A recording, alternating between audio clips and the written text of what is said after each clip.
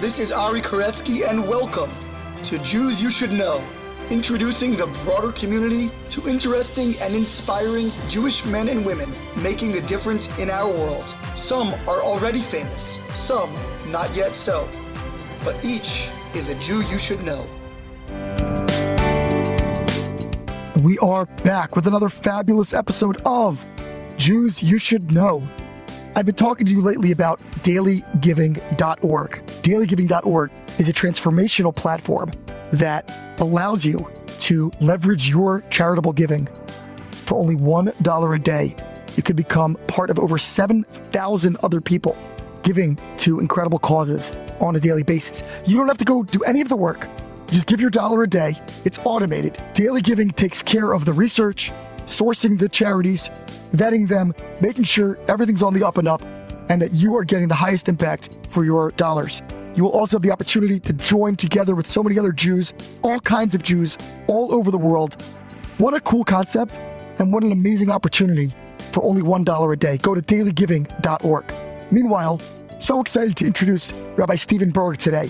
Steve Burg has held some top posts at major organizations in the Jewish world, including NCSY, the Simon Wiesenthal Center, and now Aish HaTorah as its international CEO. Aish is an incredible organization. There's a lot that's known about it, and probably a lot that's not known or misunderstood by many people out there. And so we had a really frank and interesting conversation about Jewish leadership and his personal journey, the stewardship of many of these unique organizations and institutions. A reminder, as always, to follow us on social media at Jews You Should Know, spelled out fully on Instagram and Facebook, Jews You Should Know with the letter U on Twitter. Subscribe or now follow wherever you're listening, whether that's Apple, Spotify, Google, all podcast platforms. Emails, comments, questions, jewsyoushouldknow@gmail.com. And just one note I want to acknowledge because it's important. When we recorded this episode, it was a couple of months ago. Normally have a nice lead time between recording and release, as you can probably tell from the context of some of the episodes. But in the intervening period, Rabbi Melvin Burg, of blessed memory, Rabbi Stephen Burg's father, passed away. I saw the news about it, and actually I was thinking about releasing this episode a little earlier, decided to wait until some time had passed between the passing of Rabbi Burg Sr. and when we put this episode out. But now that a little bit of time has gone by, I do want to dedicate this episode in memory of Rabbi Melvin Burg, Zichrono Livracha. May his memory be for a blessing, and may all of his sons' great efforts on behalf of the Jewish people serve as a fitting tribute to his everlasting legacy. And so now, to our conversation with Aish HaTorah International CEO, Rabbi Stephen Burg. We are here with Rabbi Stephen Burg, the Chief Executive Officer, the CEO of Aish HaTorah International, an amazing organization, and we're going to learn a lot about it today. But how are you, Rabbi Steve? I'm good. Good. It's an absolute pleasure to be here with you. Awesome to have you. I've known you kind of on and off for many years, and I was in NCSY very involved many years ago in the 90s when you were getting your start as a young leader there. I've kind of watched your career from afar, but I'm excited to hear all the details about it. But meanwhile, tell us a little bit about where you're from. Where did it all start for you? I grew up in Brooklyn, born in the Bronx, grew up in Brooklyn. Fairly boring kind of start. I'm a Yankees fan, though. That part was good. Went to high school, then went to Israel for 2 years studying. And in Israel, someone had come and spoke to us about NCSY, this organization I hadn't really known much about or been a part of. Came back to go to Yeshiva University, where I did my undergraduate and graduate work there, and started volunteering for NCSY and spent another 22 years in the organization. Got my master's in medieval Jewish history, my rabbinical degree at Yeshiva University, and then got married and kind of moved to Detroit to start full-time there, and then on and on from there. So you said you were growing up in Brooklyn, what was it like at the time you were growing up there? Was it kind of like a more modern Orthodox family that you were in? Way different than it is today. I still remember Flavish was like one pizza store. That was like an awesome big deal on Avenue M. A lot of the kids I played with when I was younger were Irish kids, Italian kids. It was a very mixed neighborhood. And it was kind of nice in a lot of ways. Got to know a lot of different people. My father has been the rabbi of a shul in Brooklyn, modern Orthodox shul in Brooklyn for 45 years. He's actually retiring this December after spending 45 years there. So, Which synagogue is that? Ocean Avenue Jewish Center, Prius Hayim. It's on Ocean between U and V. It's the second oldest shul in Brooklyn. It's a kind of big building. And so I kind of grew up being the rabbi's son in the rabbinate. So I saw it, early on. What was that experience? Was it something you enjoyed or resented, as many rabbinic children do? Yeah, I think as I get older, I really, there were amazing things that came out of that. When I was younger, I don't think I fully got it. My father's approach to the rabbinate was very much, he loved young people and getting them to work. I used to joke that in the shul, there was no such thing as child labor laws because he would always have us working, building the sukkah and changing over the Siddurim on Rosh Hashanah and Yom Kippur. And he was very much a hands-on person. We would get there early to set up, sheet shal shudus, in the shul. And it was interesting. He was a rabbi. Dominic, let's say, would start at 6:30. He would get there at 6, and he'd be there early to talk to a lot of the men that were there. And I remember the first time I kind of grew up, I went out in the world and I saw like rabbis that were showing up either like when shul started or a little bit late. I'd always assumed that the rabbi's job was to get there early and schmooze with the folks that were there for it. So there were a lot of benefits. Well, did you ever consider the rabbinate, or the pulpit rather, as a stream within the rabbinate? Yeah, not really. I mean, I've had one or two shuls talk to me about it over the years. For 30 seconds, I thought about it, but I've kind of gravitated, aside from what I do, to a lot of the business end of organizational life. And so I respect tremendously the role that I think pulpit rabbis play or educators play, all those pieces. But what I've done is been a lot more broad. Maybe it's lack of attention, ability to focus and stuff like that. I'm always working on a lot of different things, but it just never seemed like the thing that I would wind up in. But I have only the most utmost respect for people that park themselves in shul as rabbanim and from cradle to grave are taking care of families. I think it's terrific. Did you have any early role models in terms of that business side of, we call klal work, or, working for the Jewish people more broadly? There is the great famous activists like Rabbi Moshe Scherer and people like that people speak about. Was there anyone in your life early on that was kind of a model of that you could be a rabbi in that way? That's such a good question. That's such a good question.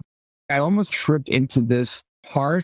Like, I don't even think I knew I was gravitating there as much as I was. My role models, there are a lot of rabbanim that I think a tremendous amount of, but a lot of my role models were business people, were lay leaders, balabatim, people like in other areas that would kind of do business. And I realized that I gravitated, I had that business mind. I felt tremendous pressure from Kadosh Baruch Hu, from the Almighty to get certain things done. So I tried to synthesize. So for me, I look back in my life at certain role models that I saw along the way.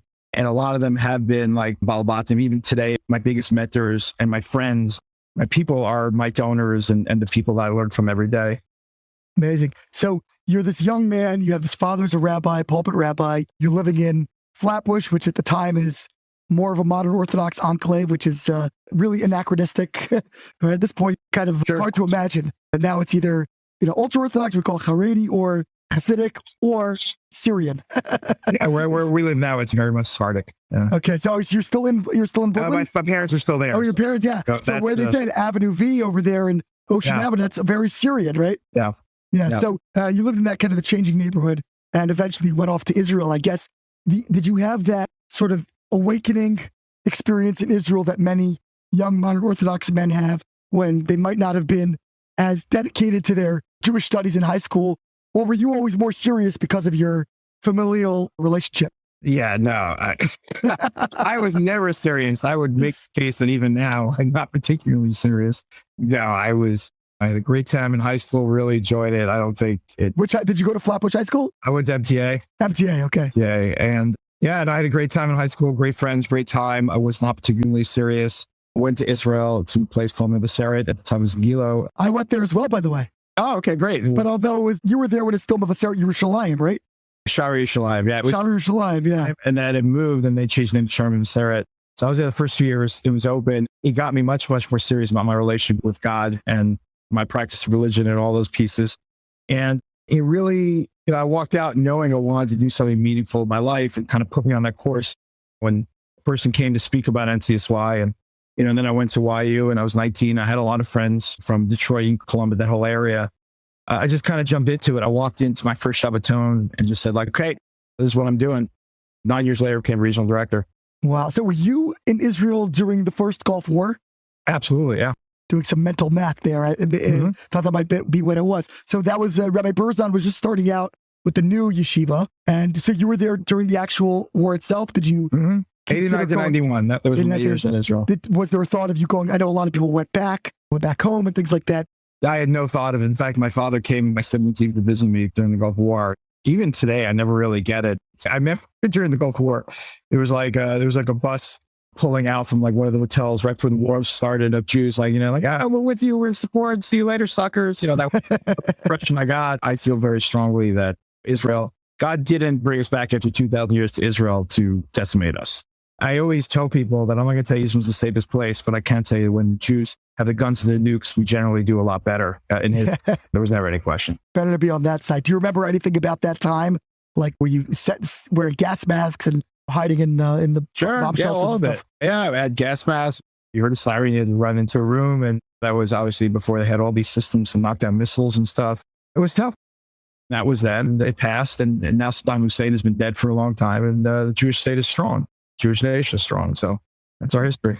Absolutely. Absolutely. So you were getting involved in NCSY, and maybe give, for those not familiar with NCSY, give the listeners a little bit of a primer on what it is. That's where we actually first met. I'll remind you about that in a minute, but give us a little kind of overview. Sure. The NCSY was basically the youth group of the Orthodox world, whereas NIFTY was for reform, USY was for conservative. The Orthodox world had NCSY. It was started in the kind of late 50s, early 60s, at a time where Jewish kids were not necessarily going to day school. There were a lot of them in public school. And it was decided that the Orthodox Union said we really need a youth group. And it was created then. I was, very blessed to spend 22 years there working with great kids. It's 14 to 17 for the most part.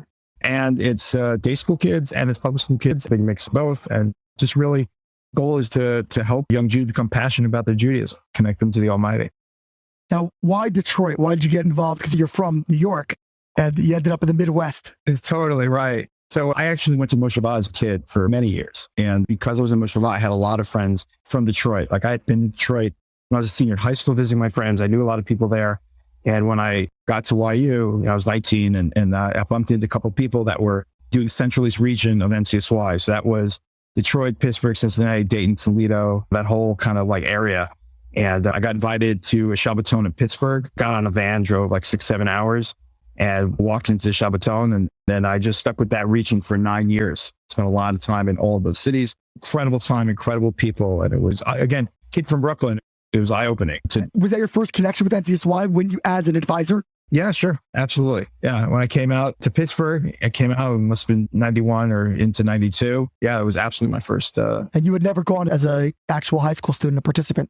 No, I probably knew some people that went. I don't know, maybe I'd gone some, it was not significant in my life. That's for sure. Right. Well, it definitely was significant in my life. I was super active. I was not to brag, but to flex over here, and National NCSY of the Year. There was a couple others with me, but I was on national board in 95, 96. And that's actually when I first met you, I think, because I was back then, what happened was if you were on national board, you were like assigned a couple of regions to go to visit. I guess to mentor in those regions, as if I was mentoring anyone as a 17-year-old kid. I was going to have fun, but I had Long Island and Central East. I had Central East, Rabbi Sally Friedman and longtime and director. And then I went to a couple of Shabbatons. I went to one in Pittsburgh and Squirrel Hill, and I went to one, I believe it was in Cleveland, either Cleveland or Columbus. So I got to really know people. I remember the regional president from that time, and I remember the whole thing. I remember a girl named Sarah Chop. She was the regional president at the time. Anyway, so that's where I first met you. I'm sure it was extremely memorable for you, but I definitely remember you and some of the leadership that was there back then. So you were in NCSY for a bunch of years, and it sounds like at some point you elevated into, you said, a regional director role. Where was that, and how did that? When I spent the first 9 years in Central East, the last 4 of those years, I got married, moved to Detroit. I was the assistant regional director there. And then around 2000, I became the regional director of West Coast NCSY, which covers San Diego up to Calgary, Edmonton, Vancouver, out to El Paso, Texas. And I was there for 5 years as director. So what was that shift like, going from, first of all, the Midwest to the West Coast? And from it was great. I got that job the way I've gotten most of my jobs in my career, which is no one else wanted the job. I've just found it so much easier to go to job interviews where you were the only one there. Post had basically imploded. It just wasn't really working. And it was the type of thing where they're like, okay, can we find anyone? I'm like, I'll do it. And they're like, anyone else? True story. They literally went a year without a regional director trying to find someone. So they gave me the job. Was that before or after they knew you were interested? No, it was clear. Yeah, so I liked it because I spent 9 years before that. I wasn't a newbie. And I'd always been like, well, if I get my own shop, I'll do it this way. I'll do it that way. And you kind of come up with your own theories. And theories are great, but you have to put them into practice at some point to see if you're right or wrong. And I've had a long career and I've been right about a lot of stuff. And there's other stuff I haven't been. But it gave me the opportunity. And the best part was the thing was a bit broken. So no one was going to hold anything against me. To me, that I don't know why people think any other jobs, those are the best jobs to take because you can only go up from there. And it was my first real shot at management, managing people, hiring people, strategically planning, like doing all the things that I now do pretty often. What were the major challenges that you were walking into? What wasn't working out there? Nothing was really working.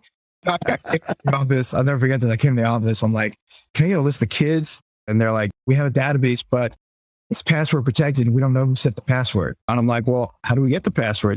Again, this is 2000. This kind of, the internet is just kind of coming out. And they're like, oh, well, this guy, we're going to give this guy the computers extra, we pay him money. And he's, okay, I got the first 3 letters, LAT. And then someone in the office goes, oh yeah, it's latte. And then we were able to open it and literally they had created a database spreadsheet for every single shop zone. So there's no way to put everything together. And I was basically told there are no public school kids in LA. All the public schools kids are out of LA. And in LA, we just do yeshiva kids. And it's just a lot of things like that. And also, I think like in most organizations, institutions, certainly a place like NCSY, everyone's fairly opinionated and everyone really likes the way they've always done stuff. And it's hard to break people out of status quo, even if things aren't working so well. Usually things aren't like totally broken. They work just well enough and people like to stick to that. So it was a combination of all those things of trying to get there. Our first regional convention we did that May, we had 175 kids. And thank God, 2 years later, our regional convention had 425. So we were able to pull a couple levers to fix it. But it was a great experience. Honestly, in my entire career, those 5 years, probably my strongest ability to grow in probably everything I've done. From a management perspective, did you end up cleaning house and kind of bring in all new blood that was on board with a new vision? Or were you able to massage existing personnel into a new way of doing things? What was your approach from a management perspective? Yeah, I don't believe in cleaning house. There are definitely people that do it, and it's a approach. I don't believe in it. I think that people are good and dedicated and really want to do well, and you have to give them that chance, and you have to adjust. So usually any organization or thing I've taken over, I've mostly been able to retain most of the people there, and I've had to, 1 or 2 just didn't work there, and we had to coach them out because they could do really good things in other places. And that was a situation. It's about accountability, and everyone's good people and their hearts are in the right place, but they're not really even sure what they're supposed to be doing or accomplishing. And I'm like a rigid goal setter, but you got to have some kind of baseline for when you come to work. I establish people are all over the map, and I just say, look, if you're not in by 9:30, you got to give me a call. And one of my guys, 10 o'clock, not there.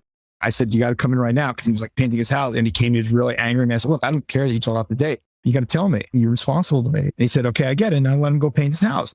You have to do it, not be really obnoxious about it. And the other thing you have to do really is to appreciate them for who they are. I always tell the story.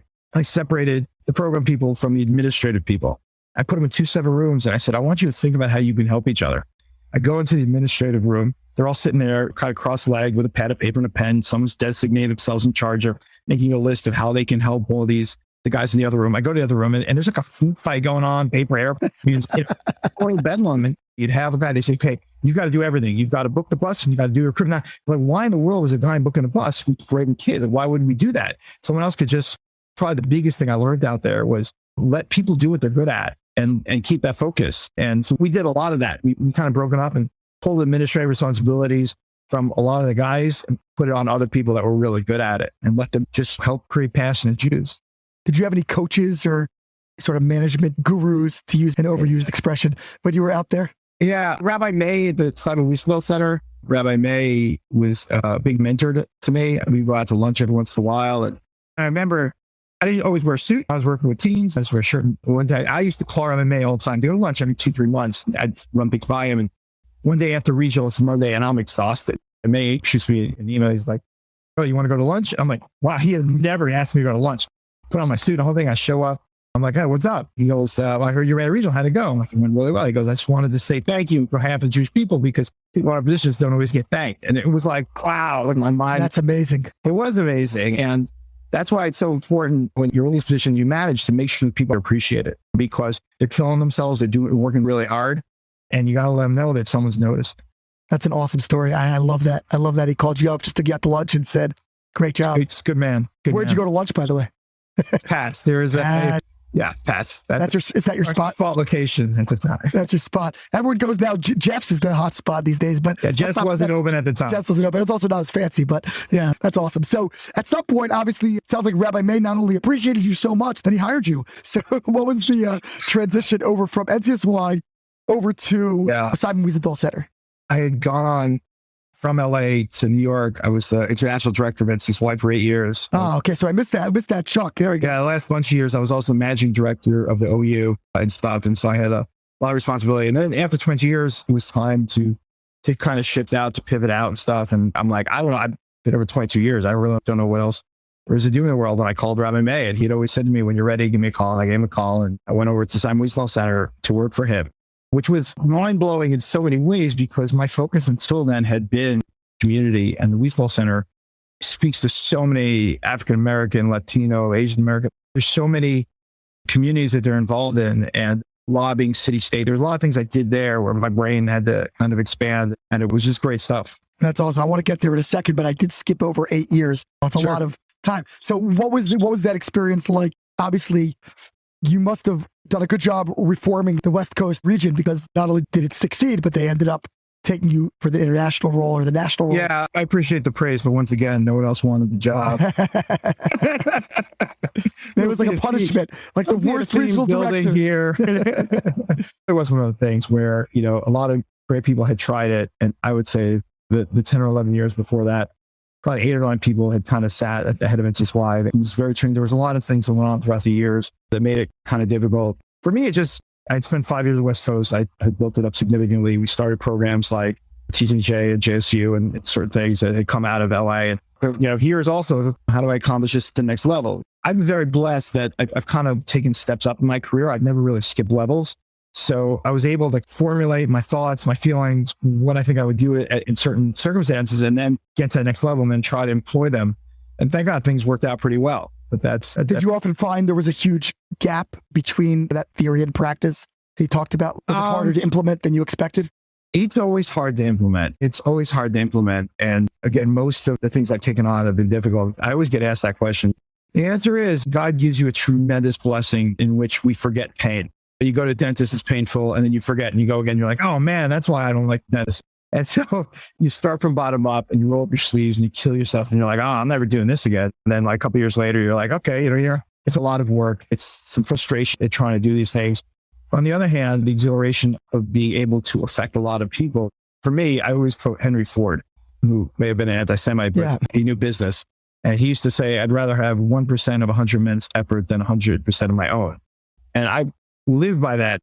I've been able to take really good people and enable them to do really good things. And so for that, I'd rather have 1% of 100 men's effort than just 100% myself. I can go out and do stuff, but where would I be? I'd have that kind of small conclave or whatever grouping. But really, if I could just let good people do good things, then that's how greatness is achieved. Why do you think NCSY has been so complex of a role to find somebody to manage it long term? I mean, now they've had some stability with Rabbi Greenland, but why was that? I know the OU had issues in the 90s, late 90s and so forth.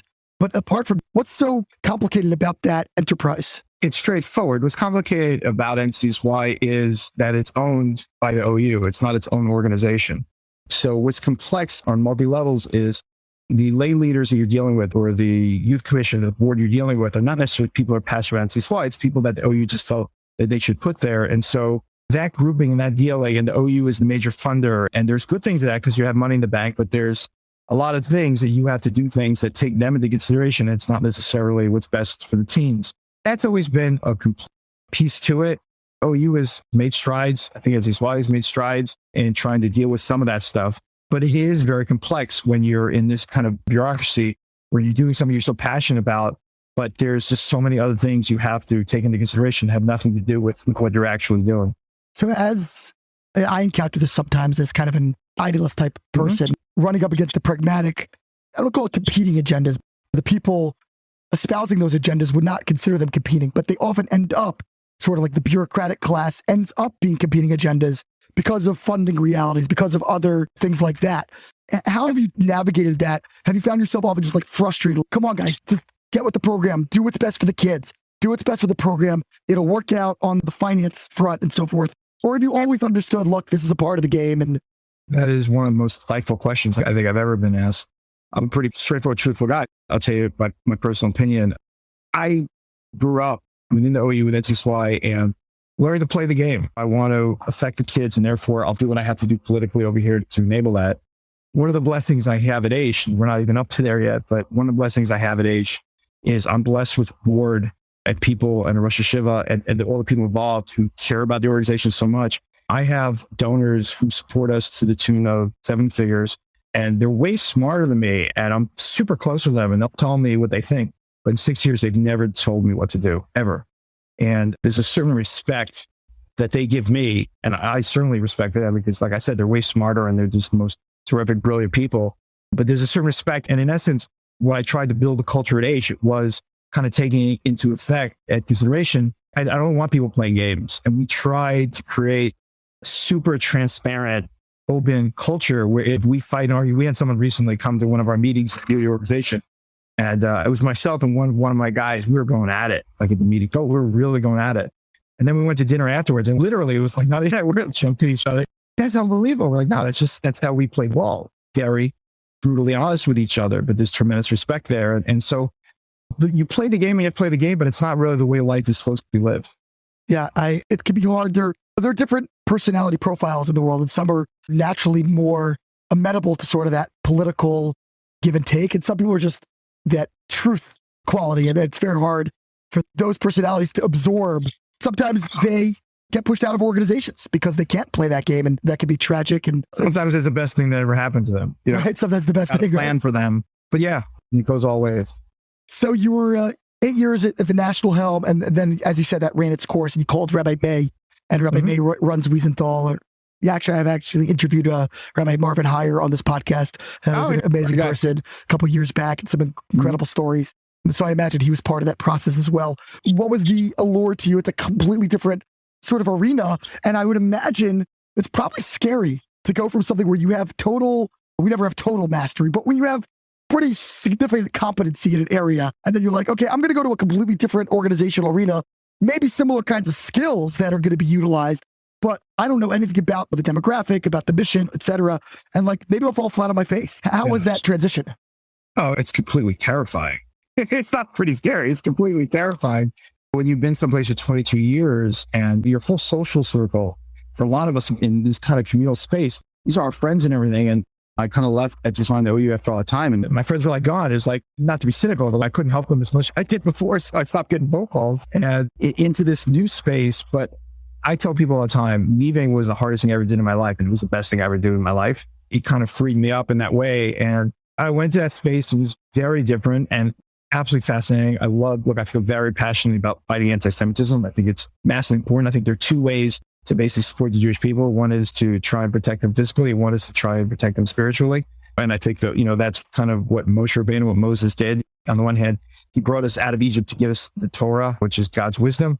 On the other hand, he also saved us from genocide where they were killing babies in Egypt. So I think that Moses saved us physically and spiritually. I think those are the 2 sides of the coin. So this was much more of the physical realm, and it was combating bullying and certain things. And I did a lot of lobbying in Albany and New York City for grants for training of law enforcement and things. And it just put me in space that I really enjoyed, like you were saying, just kind of stretching my brain to try and figure out pieces of that. And it definitely made me a better professional along the way. And yeah, it was a great experience. What were you supposed to be doing there, accomplishing? I was a director East Coast. They're all based in LA. I was in New York, Washington. We had a museum on 42nd Street, 2nd and 3rd, Museum of Tolerance. So it was dealing with a lot of people coming through there, schools, law enforcement, all kinds of different teachers and stuff. And their films did premieres for prime ministers, for example. I did those 2 premieres and other things. So I was basically handling stuff on the East Coast for them. Great experience. What did you learn about yourself shifting from this role within Jewish outreach and the NCSY world and moving over to that broader communal type of organization and doing advocacy work and different kinds of tasks? What did that teach you about yourself? Excellent question. You're good. There are a lot of things I learned about myself in terms of dealing with a lot of non-Jews in different populations. It's number one is I can do it. It was similar relationship building, even though I hadn't done until then. It made me realize that, and I still do, I'm very outspoken, anti-Semitism, et cetera. Ultimately, after spending a couple of years there, and when Aish came along, it made me realize my heart really was probably more in the kind of spiritual growth area, even though I do still do a lot of the other stuff. So it was good to spend space at a massive Jewish leadership organization to kind of think like, where am I going to park myself for next steps? And then to kind of head back. Like when I went with Aish, a lot of people were surprised. They thought I was heading in more political, different directions. But for me, it was just, after 20 years in SY and spending time there, I was like, okay, Aish is probably the kind of place I want to wind up. So I think that helped me see just that piece. And again, it also made me fairly independent after kind of losing that whole social circle in a massive organization. My East Coast office is pretty small and we still got a lot done. So kind of that was interesting to play out also. What's interesting, I also, as an observer generally of the Jewish world and certainly of the outreach space where I really live myself, I was also surprised, I think, when you took the Aish role, and it did seem like you were going kind of the big, but then you were not, as they say, often organizations hire from within. Jim, to take a sports analogy, Michigan has to hire a football coach, a Michigan man, Jim Harbaugh, that kind of thing. And sometimes organizations, that's important to have that cultural background. And sometimes it's actually can hamstring an organization when they don't look broader. And you were not an Aish person, as far as I know, right? And you had grown up in not at all. non-Orthodox world, NCSY, Wiesenthal, et cetera, and then HaTorah, which is kind of a very distinctive brand, had been founded and led for decades by one of the most charismatic figures in the Jewish world and had a very specific sort of reputation and all that. So how did that even materialize to begin with? Look, I think at this point, you could probably give the answer for me. I mean, I was the only candidate they ever lost. Menacing trend. I wasn't kidding before when I said that defines my career. I was really hired. There was a group of lay leaders, of 4 or 5 lay leaders. Rav Noah was the sun, the moon, and the stars to HaTorah. And he was around for so many years, and everything was kind of tethered to him. And when he passed away, things started to float away. Aish was a small organization that became really large internally, hadn't caught up. And that transition to post-Rob Noah era was very difficult. Very difficult. And it was just, I remember I sat down with Jerry Lieberman. It's a fellow that led the search committee that hired me. He's a terrific trees on the board at Teva. He's a terrific lay leader. And he came to meet with me. We were talking about it. And he said to me at one point, I'll never forget this line. He said to me, he goes, because we talked about the whole business end of how to rebuild it. I didn't know there were rabbis like you. I said, look, I'm a CEO trapped in a rabbi's body. What do you want me to tell you? And it's kind of what they needed. It's kind of what they needed. And my first 4 years there, aside from the budget, we repaid $11 million in debt. We fixed up a lot of things. And then I didn't go there to be the spiritual leader. We were able to bring Rick Berkowitz to become the Rosh Yeshiva there. A lot of things had to be fixed beforehand. And what it goes back to is what I told you before about accountability.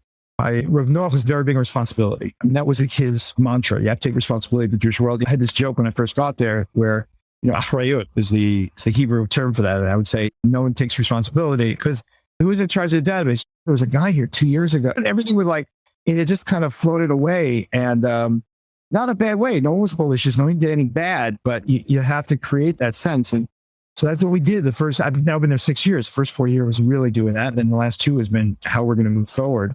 So I definitely a little weird for people, but when I took a look at Aish and I took a look at the real estate and the legacy and the fight every day for the Almighty's relationship with the Jews, to me, it was beyond a no-brainer. I was going to ask you, what did you see in Aish that drew you there? There must have been something very compelling. As far as I know, you still live in America, right? So your family's still there. So that meant a bit of a commute. Probably. I know New York commutes are bad, but this is actually, probably a little bit longer than that, even than sitting on Belt Parkway or Van Wyck or whatever. So what drew you there? Obviously, the majestic building overlooking the Western Wall is hard to compete, but you could go visit that also. You don't need to work there to get that view. So what drew you in? I've been around a long time. I know most people in the Jewish world. I've seen a lot of stuff. the two pieces that drew me in more than anything. I think number one was what I said before, that sense of responsibility, whereas folks from Aish feel a responsibility for every Jew around the world. And they feel responsibility that if they see something going wrong, they got to fix it. So many organizations have flowed out of Aish in terms of the HaTorah Fellowships, JWRP, Momentum, Jews in View, Honest Report, like the massive amounts of organizations. There's a great story about Reb Noah that when the bombs first started falling, they wrote years ago, someone wanted to do something about it. And they said, go speak to Noah Weinberg. They show up the old city and speak to Reb Noah. They said, look, these bombs are falling down. No one's paying attention. And he took money out. He gave the guy money for a video camera and a card. So there was just this sense of responsibility for the Jewish people that really spoke to me. And they lived it. They didn't just talk about it. They lived it. That was number one. And number two was the relationship with the Almighty, meaning at Aish, this came from Noah. They talk about the Almighty all day, all night. When everyone else is trying, a couple will talk about God, it's a hard topic. They were doing the Discovery seminar all around the world to basically show the Almighty and all those pieces and Hashem and all. Those are like the two things I saw that in business language, you call them like almost USPs, right? Unique selling point, like what makes this organization unique versus other ones. Those were like the two pieces that I saw that I fell in love with. And I said, this is a place that this isn't just Aish philosophy. This should be Jewish philosophy around the world. And I think that I could play a role in perhaps getting it out there. Did you know Reb Noah Weinberg at all? Had you ever met him growing up? Not really. I went to a class when I was in Israel, for the year, once in his office. He spoke once for NCSY. Met him about maybe 2-3 times. I'd always heard the name and stuff like that. I didn't even know that much about Aish, to be honest with you. I knew they had a tape library. I knew they did Discovery. I didn't really know the nuances or much about it, which in certain ways was a tremendous benefit coming in. I didn't have a fresh set of eyes. Yeah. Yeah. A fresh set of eyes. And no one could say that I had some 20-year grudge against someone. I was just like, this is what I think is right. This is what I think is not right. That being said, was it very difficult to come in as an outsider and kind of be, it's, kind of like a fraternity? You're coming in there and sort of becoming the student president of the fraternity, and you just transferred in from a different school. Yeah, not at all. In terms of the Aish guys, I really found from them that they wanted to win. They wanted to win. And depending how you define winning, connect the Jews, bring it back, they really wanted to win. And I could come in and help them get there. I felt rather embraced. There's certain things I had to learn, but also I think that having spent 22 years in NCSY, I always joke that a guy from NCSY, they always say that primates have 95% of human DNA. NCSY people have 95% of Aish DNA. We understand the culture better than anyone else really could. And therefore that transition was easier because I knew what they were talking about a lot of the time. The actual stuff I had to do was very difficult because so many things had flown away all over since Reb Noah's death. There were all kinds of some arguments and stuff. But in terms of being embraced, I certainly had the backing of the board tremendously. And most of the folks there I found very warm and welcoming. Did anyone discourage you from taking the job? Especially, people sometimes have criticisms, sure. All that kind of stuff that's out there, and the sort of the tropes about outreach and all that kind of stuff. Yeah, and there was some real disputes before I got there, and there was one letter that was written by Rishon Kamensky, who, thank God, I think the world of him, and I developed a very beautiful, warm relationship with him, overtaking Aish because he was very moral with some of the things there, and I spoke to him before I took it. But there was a very harif letter that he put out. There was a tough letter about it, and I called up one of my friends from Agudas Yisrael that I had from my time at the OU, and I was like, what's the deal with this letter? People were saying, did he write it? Did he not write it? He looks, he goes, oh, no, he wrote this, He says, look, I wouldn't go there till they get all this stuff fixed and solved. You just don't even touch it. And that was the only moment, and I had a 6-month kind of courting period till I took the job where I thought whether I should go or not. And I tell you, I thought to myself, as much as I learned about Aish, so what would Reb Noah Weinberg do? And what would Reb Noah Weinberg do in this situation? He would absolutely take this job. And I realized that for Aish guys in general, they're firemen. Well, everyone's running away from the fire. They're running into the building. And so for me, it was like, you know what? I got to take this. I got to do this, and I'll figure it out. That was it. That's incredible. You were able to channel his sort of philosophy or his, way of thinking about life without having been a primary disciple. Just kind of interesting is actually my own parents met in Reb Noah's apartment. So I myself am a physical product of his being there. My father was in the old Shema Yisrael, and my mother was at Neve, and they had met through my mom's brother, and they actually met at his apartment. So I have a lot of gratitude there as well. So bring us current. Where is Aish today? Sounds like the first 4 years were pretty tough, but you got sort of righted the ship and stabilized things. You brought in a new sort of spiritual head in Rabbi Berkowitz, who, for those listening out there who don't know, he had been a longtime teacher at the yeshiva for many years, very beloved and popular, had left at a time of a lot of turmoil and a lot of other staff had left and towards the end of Rabbi Noah Weinberg's life, and then was eventually now brought back in to be the head, again, on the sort of the rabbinic or spiritual side. So you sort of stabilized things and got that position refilled, which is not easy. And kind of where are you now? What's the big picture? Where are you going? Sure. So Roberto comes in and he's, okay, we have to save every Jew. I mean, he's so amazing. And I'm like, well, how do we do that? So I was approached by two lay leaders, unbelievable people. Amy Holtz from Philadelphia, Sure. Mark Levine from Houston, is at the APAC conference about a year and a half ago. They said, look, at Aish, you really should adopt this thing called EOS. It's called Entrepreneurial Operating System. It's a business system. And we were trying to figure out what to do and how to do it. And I said, look, I'll give it a shot. And what was nice about EOS, and I highly recommend it to everyone out there, Amy Holtz runs it for nonprofits. And what I liked about it, it structured the organization, but there was a huge place for vision, right? The way I paraphrase it is vision without implementation is delusion. You can have vision all day long. You can't make it happen. It doesn't exist. So we started with vision and said, what do you want us to do? Or what should we be doing? He basically said that he felt that Jews had to recognize God. The fact that Jews were not connected to God, didn't believe in God, had zero anything there, that was a tremendous Hashem, was terrible. And we had to fix that. And the way to fix that was to get Jews to study Torah. So what we did was we said, we're going to would set a goal of 10 years, getting 3 million unconnected, unaffiliated Jews to study Torah. Now, it's not so simple because Roberto, God bless him, who's incredible. There's 30% and 70% of Jews in America, right? In North America. 30% of Jews are 11 to 13% are Orthodox, Reform, conservative, pro-Israel. That's 30%. We're not touching those. We're going after 70% that have zero connection to anything Jewish, right? Just to make it harder. Because if 3 million 10 years wasn't hard enough. So we said, great, hand us the vision. And then we raced down and said, okay, how do we do this? Look, we're the H.com people. We get 1 million people a month on H.com. The way that we're going to reach all these Jews is social media. We went out, we hired Jamie Geller, who is very... Also been on the podcast, by the way. just terrific. And she became our CMO. She is basically kind of spearheading. H.com is wonderful, but it skews older, meaning 81% of the folks on H.com are 39 and older. So now we're on TikTok, Instagram, we're on 8 different, we've got hundreds of pieces of content constantly going out. The goal is entertainment that's going to flow into education, called edutainment, right? So we're going to go find these Jews and then hopefully get Torah to play a significant role in their life, to connect the Almighty.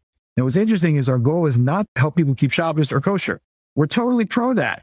But our job is to get them connected to Torah. And then hopefully, OU, YU, Lakewood, Chabad, you name it, they'll benefit from what we're doing. That's our goal. We want to get people connected. And then hopefully a lot of other organizations can take it from there. That's where we're holding right now. So would you view that as a departure from kind of a previous iterations of the Aish mission? No, not at all. Rav Noah really felt this way. He felt that you got to get people connected. The executive learning program and people learning Torah, there's so many people out there who learned Torah with Aish and didn't necessarily make the other steps. He always believed in Torah. One of the most common questions I get asked is, what's the difference between Aish and Chabad? As I travel around the world and I explain to people that for Chabad, it's much more experiential. It's about the tefillin, the mezuzah, the act. For us, it's much more intellectual. Noah was very intellectual. It's about us for discovery and learning those programs. Not to say that we're not experiential a little bit and they're not intellectual a little bit, but where do you put your focus? I think this is very much in the spirit of who Rav Noah was, that we got to get Jews connected to the Almighty in the best way. God gave us the tools. He gave us Jewish wisdom to connect to him. So we just have to make it available to folks out there. Albeit in the old days, discovery was 3 days. And now I've got 15 seconds on a TikTok. So that's changed a little bit in terms of attention span. We've got to be where the people are. How does all this dovetail with Aish as a yeshiva, Aish as the most majestic piece of real estate in the world, with the most incredible view of the Western Wall, the Kotel, with a thriving institution of higher learning, with other programs for different demographics, as a destination spot for dignitaries and visitors from all over the world? I get the weekly emails with all the celebrities and all those things that are posing for pictures up there. How do those two pieces, or maybe they're just two different aspects of the mission, or do they somehow coalesce? Okay, in terms of the yeshiva, thankfully, it's packed now. I mean, we have massive space issues, which are great to have. And it's turning out leaders for the Jewish community who are going to go and carry on this mission. In terms of the World Center, we try very much to be a place for everyone to be able to come to learn, experience, grow. I'll tell you a great story with the Secretary of Treasury Mnuchin, who came. We hosted Vice President Pence, other people. Secretary of Treasury Mnuchin was there. He came and, we were told that he's going to have 10 seconds for a photo by the famous Jubilee sculpture, and he's got to go. He's got all these massive tech companies waiting to meet with him. They just chose Aish because it's beautiful. We're very open, very close working relationship with the embassy. Anyway, he's a Jewish fellow. He walks up there. He goes to take a picture, and then all of a sudden he spots the view. And that is it. He goes straight out to the porch there, and he's staring down, takes out his phone like anyone else would. And I'm there with Rabbi Teal Goldberg, heads our Aish Israel. Where Teal starts to talk to him, and they get into a 20-minute conversation about the Beis Hamikdash, about the temple. The first Beis Hamikdash, the second one, the third one, this, that, there. In 20 minutes, we're sitting there learning Torah with the Secretary of Treasury. His aides are going nuts. Crazy, because the head of Oblai, the head of this one, the head of that one, they're all waiting for him all day. And he wants to discuss what the Beis Hamikdash was. And to me, that's Aish. I don't care who you are, how famous you are, whatever you are. It's a place where you can come and you can study Torah and it can explain to you. And the most beautiful things happen in that building. And it really does not make any sense that HaTorah has that building. The real estate. I tell people, if you come with $1 billion in cash, you couldn't buy that building today. But there's a certain sense, and I say this to people all the time, we don't own that building. The Jewish people own that building. And that's the way we conduct it. I call it the United Nations, and Jewish people come in all different languages. We just hosted a bunch of UN ambassadors. Ambassador Gilad Erdogan, who's a terrific guy, brought there. And that's the way we view it. It's the place of Kiddush Hashem, a place where people can see where the Almighty's presence was and that they can study there. And I think that's why Aish was gifted from up high, that space.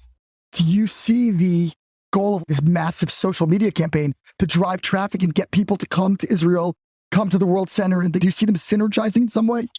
Yeah, for sure. Look, you have to realize that we operate in 3 languages, just to get technical for a moment. We operate in English, Spanish, and Hebrew. Okay. We're in Latin America and North America, English-speaking countries, England, South Africa, Australia, and we're in Israel. And that's where we are. Historically, we've been Russia, other places, but those are the places we're at. And so our focus is, Latin America, the 400,000 Jews, but really North America. North America and Israel probably have 80 to 85% of Jews in the world. North American Jews, we absolutely want them to get there, but we understand that they won't necessarily, and we want to drive them local. But we have massive outreach in Israel. And we have, even through COVID, even though the front door of the building is not open, but we have a tremendous amount of Israeli people coming through because we reach out across the whole country.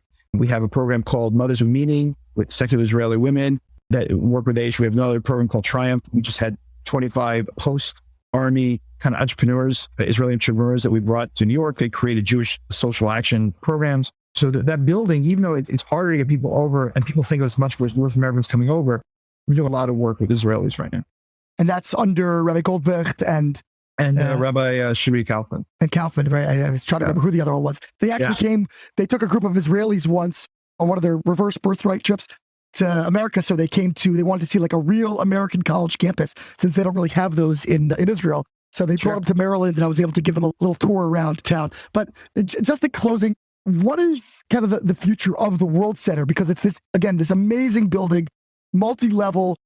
I remember watching it develop, and it was kind of like a giant hole in the ground or in the mountain there for many years, and developed, but it seems like it's still not fully actualized, and that there's like this amazing potential for what it could be. And I've always heard rumors over the years, it's going to be a multimedia center for anybody coming to the wall. It's going to be this, it's going to be that. What actually is the plans for that space? Well, I started 6 years ago. We probably had 25 to 30,000 people in the building. Right before COVID, we were up to over 150,000 people coming through the building. So our numbers had grown tremendously. On Friday night, you would find 12 or 13 different groups having Shabbat dinner there and all kinds of different things and classes. And the building many times was absolutely packed. Our plans actually for the bottom floors to be developed into more something called the Western Wall Experience, which is going to have a multimedia experience. We have some of those things. We have the Kirk Douglas Theater now. Consistent movies. We have a prayer room where people go out to understand the Kotel. But there's going to be more of an experience for kind of tourists on a whole to be able to go through.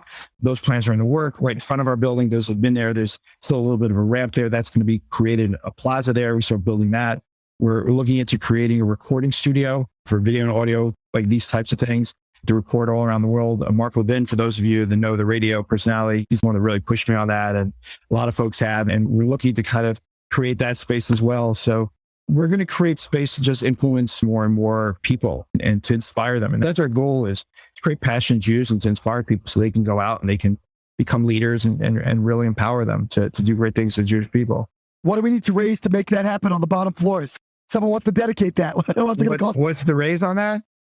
Quite a few $1 million, probably in the tens of millions of dollars to convert that over. The according to you also is we're looking at some different options on that also in tens of $1 million. I don't want to give all the exact numbers, but our budget is a healthy budget, and we're very blessed with Rabbi Ben Goncher, also from NCSY originally, who's our executive director, who's one of the most talented folks that I've ever worked with in terms of philanthropy. Our board members are incredible in terms of giving themselves and giving gifts. We have a lot of money to raise. As I mentioned before, out of our operating budget this year, $2 million is still going towards legacy costs. My goal is always in the next few years that the guy that comes in after me just takes it fully clean. So we've kind of taken care of everything we had to take care of.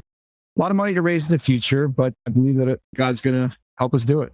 Well, we got naming rights available on the bottom floors of the Western Wall World Center over there. So if anybody wants to get in there, I get no Absolutely. cut. I get no cut. All I want is access to park over there, down there through the gate. I'll tell you. You got it. The executive Sully, who's the director of the wall. Mankal. So he's a wonderful person. I interviewed him as well.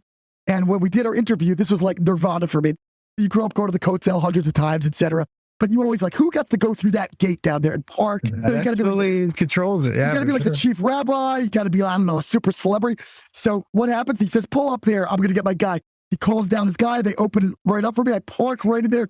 I took a bunch of selfies, actually parked in there. It was amazing. So if I could do that and then just walk in through that little bottom floor entrance you've got there. You could be like a billionaire. There's thrilled to be able to pull in through that gate where no one else can. So it's amazing. So if we get naming rights out of this show down there, so I want access to that gate and access to that bottom door, and then I'm good to go. Anyway, Rabbi Steve Burg, thank you so much for joining us. My pleasure. It really is my pleasure. And I think what you're doing in taking personalities, important Jews, and exposing it to everyone else to help other people be inspired to do great things. It's just terrific. Really terrific. Thank you so much. And we're looking forward to seeing those 3 million Jews come in, and hopefully they'll all become Jews You Should Know listeners, but at least they can connect with the Almighty and help build the Jewish future. We certainly need it. Thank you so much. My pleasure. Thank you. This has been Ari Koretsky on Jews You Should Know. Please visit us at JewsYouShouldKnow.com and subscribe at iTunes, Stitcher, or wherever you consume podcasts. Find us on social media at Jews You Should Know. If you'd like to become a supporter of this podcast, we would greatly appreciate that, and you can do so by visiting patreon.com. That's patreon.com/Jews You Should Know. Finally, if you have enjoyed this podcast, please leave us a review so that we can continue to grow and introduce many more people to Jews You Should Know.